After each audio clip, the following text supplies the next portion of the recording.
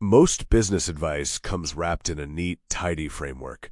We get 5-step plans and 10-rule lists that make success sound orderly and perfectly planned. Those clean formulas sell well, but they mask a much uglier reality.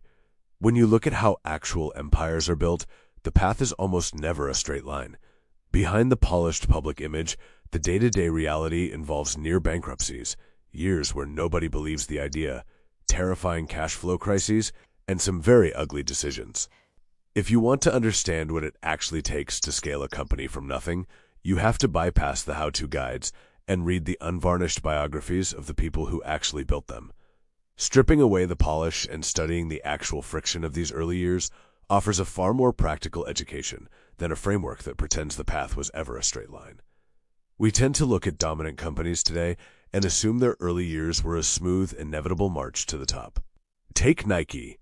When Phil Knight was importing Japanese running shoes out of the trunk of his car, the company came close to collapsing. Banks were calling in loans, payrolls were nearly missed, and partnerships almost fell apart entirely. For years, Nike was essentially one bad month away from ceasing to exist. It is jarring to compare that ledger of near disasters with the massive cultural force the brand eventually became. Steve Jobs experienced a similarly turbulent path. Instead of a straight march from the garage to the iPhone, he faced a brutal ousting from his own company in 1985 and spent over a decade wandering through the failure of Next and the early days of Pixar. During that entire run, his obsessive focus on product perfection traveled side by side with difficult personality traits, including a black-and-white thinking style that terrified his own employees. Early survival is a month-to-month battle. If your own numbers feel shaky right now, these stories show that shaky numbers and massive eventual outcomes can exist at the exact same time. Another common assumption is that if you build a great product, the market is sitting there ready to adopt it. When Jack Ma started building Alibaba in a small apartment in Hangzhou, Chinese consumers and small businesses were not accustomed to transacting online. The market lacked the basic e-commerce infrastructure that Western companies assumed was already in place. Before Alibaba could successfully sell products at scale, Ma had to build the actual infrastructure of digital trust to make people comfortable using the internet for commerce in the first place. Akio Morita faced a macro problem on an even larger scale when he co-founded Sony out of the wreckage of post-war Japan. At the time, the label Made in Japan was globally associated with cheap, low-quality goods. Building good electronics was only half the battle. Morita had to actively drag that national label away from its negative reputation by producing products like the Walkman, devices that changed what consumers expected from electronics. Sony rebuilt an entire country's global credibility for innovation and quality control. The biggest opportunity in front of you might not be building a better version of something that already exists. It might be building the missing infrastructure an entire market needs or redeeming a category's ruined reputation. We also like to imagine that once a company achieves scale, it immediately brings financial security, heavy profit margins, and a luxurious corporate culture. Jeff Bezos grew Amazon from an online bookstore in a garage into a giant by running the exact opposite playbook. He deliberately sacrificed years of profitability, taking fierce, sustained criticism from Wall Street along the way. Amazon maintained a relentless internal culture, defined by demanding standards, a brutal meeting structure, and a deep obsession with metrics, requiring a level of capital patience most public companies never tolerate. Sam Walton scaled Walmart from a single small-town variety store into the largest retailer in the world, yet he drove an old pickup truck long after becoming a billionaire. He applied that personal frugality at the operational level, driving a massive obsession with supply chain efficiency and data-driven store layouts that allowed Walmart to consistently undercut competitors on price. Enduring scale requires immense discipline. The habits you build managing a tiny budget have to survive and scale to the point where you are reinvesting almost everything, even when billions of dollars are on the line. Whether you look at tech, retail, or manufacturing, the unvarnished stories of these founders reveal the exact same truth about building an empire. If your own business feels shaky or chaotic right now, it isn't necessarily a sign of failure. It's a reminder that even the most successful companies were often a few bad decisions away from disappearing. Great companies are formed by enduring the chaos of those early years, rather than trying to avoid it entirely. Abandon the clean formulas and tidy frameworks. Study the biographies of the people who actually succeeded. accept the ugly decisions, and embrace the mess required to keep building. If you want a corporation to survive, the textbook instructions are relatively simple. You minimize risk, you cut operational costs at every available opportunity, and you optimize every single decision to guarantee a profit by the next quarter. That specific sequence of behaviors creates perfectly adequate companies. It also ensures you will never build a generational empire. In 2008, a tech founder with 2 rapidly failing startups chose to take the absolute last of his personal millions and bet it all on keeping both companies alive simultaneously, practically guaranteeing his own personal ruin. Around that same time, a CEO decided to deliberately shut down thousands of global retail stores for a single afternoon, willingly bleeding millions in revenue, simply to retrain his staff. And a retail founder building a business in a category notorious for razor-thin margins decided to offer unlimited customer service calls with 0 time limits and free shipping in both directions. To a traditional analyst, every single one of these choices looks like financial self-sabotage. Yet these exact decisions built SpaceX, they built Starbucks, and they built Zappos. The most effective strategic maneuvers in business history consistently look completely irrational from the outside. The reality of 2008 for Elon Musk was incredibly grim. SpaceX had suffered its 3rd failed launch, Tesla was burning through cash without delivering cars, and both companies were roughly weeks away from total financial collapse. He had enough cash left from his earlier sale of PayPal to save himself. Instead, he divided his last remaining dollars and injected them into both companies at once. If either failed, he would be wiped out entirely. This chart shows the math behind concentrated risk. When trying to break through with new technology, spreading your resources evenly ensures failure across the board. Survival requires a singular, massive allocation of capital, right at the point of maximum friction. You either hit an exponential curve of success or a flat line of total ruin. Making this choice requires a specific, exhausting level of psychological volatility and risk tolerance that defies standard financial calculation. Extreme market rewards require an absolute willingness to face total destruction. The outsized financial success is downstream of that extreme personal volatility. You can approach scale from the exact opposite direction through the weaponization of extreme patience. Warren Buffett built his fortune deliberately away from the panic of Wall Street. This timeline illustrates his simple metaphor. Life is like a snowball. To build wealth, the important thing is finding wet snow and a really long hill. You let compound interest gather mass over decades without altering your base speed.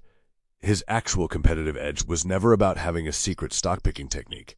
It was entirely about emotional temperament.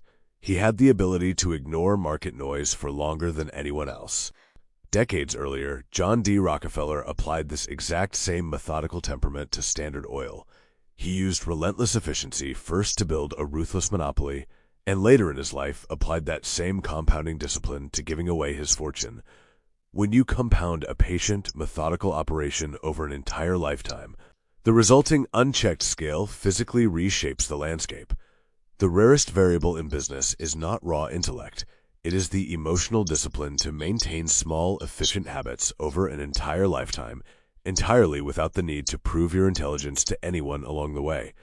If we look at the internal ecosystem of a company, we find similar contradictions. Henry Ford established the moving assembly line and decided to pay his factory workers $5 a day, double the going market rate at the time. Schultz called the decision reckless. Ford understood that paying his workers more was a deliberate business strategy. He needed to build a workforce that could actually afford to buy the cars they were assembling on that heavy machinery. Howard Schultz faced his own crisis in 2008. Starbucks had lost its sense of mission, so he shut down thousands of stores for a single afternoon to retrain every single barista on espresso quality. Wall Street analysts called it an insane loss of revenue. Schultz knew it was the only way to save the company's soul. Tony Hsieh applied this same logic to Zappos. He allowed customer service calls to go on for hours without a time limit because he viewed the internal company culture as the actual product they were selling. The shoes were secondary. There is the unifying philosophy connecting Ford, Schultz, and Hsieh. A genuinely great external product requires a healthy internal culture. The two cannot be separated. Treating your culture or your generosity as simple line item costs to minimize is a fatal error. A company that loses its sense of mission will eventually lose its financial performance. The decisions that Wall Street initially dismissed as irrational gambles were actually precise investments. They were allocations of capital into the foundational variables of scale. Analysts often look at these elements, emotional risk tolerance, immense patience, and internal culture, and label them soft skills, simply because they cannot be neatly quantified on a quarterly spreadsheet. These elements are actually the hardest aspects of a business to build. A competitor can easily copy a product or a pricing model, but they cannot quickly fake decades of compounding patience or a resilient culture. Those elements form an unbreakable competitive moat. Whether you're building a generational corporation, accumulating personal wealth, or learning a new skill, enduring success requires courage. You have to be willing to absorb short-term financial hits to protect the specific variables that actually keep your snowball rolling. Power. Look, we aren't here for the fairy tale Ashley. We are here to extract hard-won success lessons directly from the very top of the economic food chain. You know, it's incredibly tempting to look at the rise of these historical titans and just assume it was a straight, inevitable line to the top. We see their names on massive banks, global media conglomerates, huge charitable foundations, and we naturally assume, well, these leaders must have had a crystal clear master plan right from day one. But we really need to ignore those polished myths and confront the messy, near-disastrous realities of true success. Because what actually happens when we strip away that retrospective halo? If we draw a line connecting the actual day-to-day events of these titans' lives, we see a path that is just riddled with terrifying rejections, brutal pivots, and massive bets that easily could have wiped them out entirely. None of these people had a clean, obvious route. Actually, scratch that. The honest version of every single one of these stories is so much messier than the highlight reel would have you believe. And honestly, that is fantastic news for us, because absolute perfection is impossible to replicate. But navigating a massive mess, now that's a process we can actually study and learn from. So let's get into blueprint number 1, Morgan and relational power, specifically looking at how he went about fixing the panic of 1907. Okay, JP Morgan. Today, most of us probably just know him as a logo on a credit card. But back in the day, this man orchestrated a private bailout of the entire American financial system, literally locking bankers in his personal library until they hammered out a deal. His unbelievable influence during the panic of 1907 wasn't built just on his capital, though. It was built on a lifetime of what we call relational power. Years before the Federal Reserve even existed to handle this sort of thing institutionally, Morgan effectively decided, through intense personal negotiation and his own ironclad reputation, which financial firms would survive and which would go under. Just imagine a private citizen having the networking skills and sheer personal trust required to essentially act as a one-man central bank. Put that into perspective, early finance was vastly different from what we know today. On one hand, you have the modern regulatory system we rely on now, right? It's standardized, it's institutional, it's backed by the full force of law. But on the other hand, look at 1907. You have an entire era running completely on one man balancing the banking system through sheer reputation. His personal word was functionally as good as a federal regulatory guarantee. It's an incredible success lesson in the ultimate value of networking.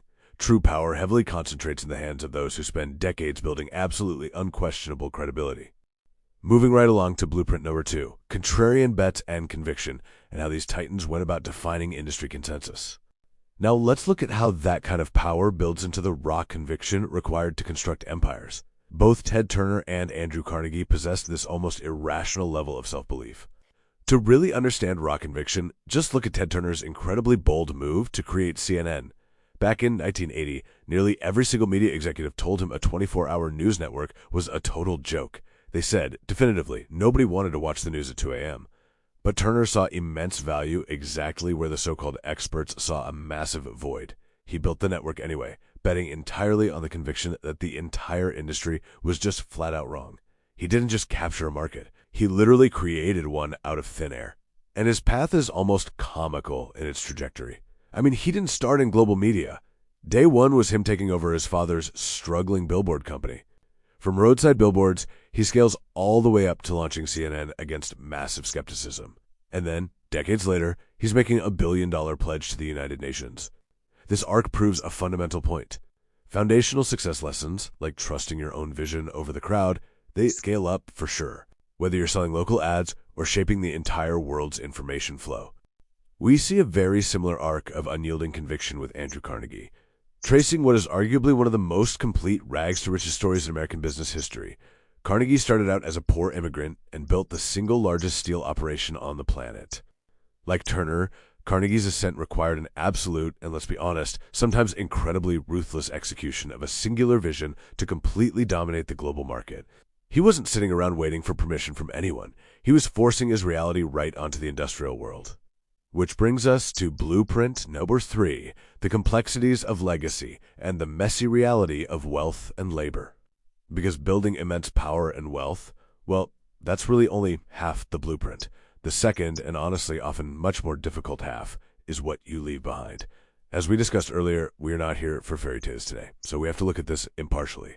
The Homestead Strike of 1892 was a violent, deeply tragic labor conflict at one of Carnegie's plants, and it remains one of the most fiercely criticized episodes of his entire career.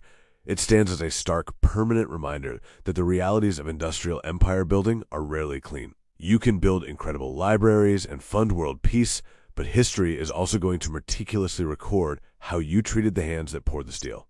Yet, despite those deep, highly publicized labor conflicts, Carnegie was absolutely obsessed with the moral obligation of wealth. His famous essay, The Gospel of Wealth, served as his cornerstone belief system. He demanded that wealth building and wealth giving had to be treated as closely connected, overlapping phases of a single life, rather than two separate, unrelated pursuits. To Carnegie, hoarding your success until the very end was quite literally the ultimate failure. And he actually put his money exactly where his mouth was. In the final decades of his life, Carnegie gave away roughly 90% of his massive fortune. Just think about that scale. We are talking about funding thousands of public libraries, universities, and massive scientific research centers. He systematically dismantled the immense financial empire he had spent a lifetime ruthlessly building, ensuring his business legacy was fundamentally one of public enrichment rather than just private hoarding. And you can see how that exact blueprint has been utilized ever since.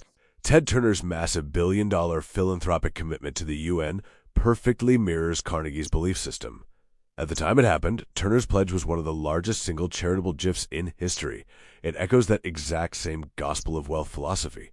The firm belief that once you have totally conquered the market, your ultimate business legacy is determined by how effectively you can weaponize your wealth for the greater good of society. So let's wrap this up with blueprint number 4, extracting your next move. Reading for the playbook, not the plot. We've looked at Morgan's incredible relational power, Turner's massive contrarian bets, and Carnegie's deeply complex legacy. But how do we actually apply these massive, historical blueprints to our own modern day-to-day challenges? Look, we don't just study history for entertainment. We study it for strategy. Out of all the paths out there, you just need to pick the one whose starting conditions look exactly like yours right now. If you're bootstrapping with absolutely nothing, Phil Knight's Shoe Dog is your blueprint. Playing a long-term game? Look at Warren Buffett and the Snowball. Trying to rebuild a company that completely lost its way? Check out Howard Schultz in Onward. Match the terrain before you try to steal the tactics.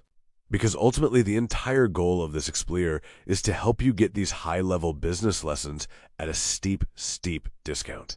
These titans paid for their knowledge in near bankruptcies, massive public failures, and unimaginable stress. Your job is simply to extract the specific lesson sitting right inside their expensive mistakes. Why on earth would you pay the full price of failure when you can just read the receipt left behind by Morgan, Turner, or Carnegie? So I'll leave you with this final thought to sketch out on your own whiteboard today. You have the blueprints. You see the messy, chaotic reality behind all those highlight reels. You understand the true power of conviction and the heavy, heavy weight of a business legacy. So take a hard look at the titans who came before you, choose your blueprint, and get to work. Whose expensive lesson will you use to build your legacy?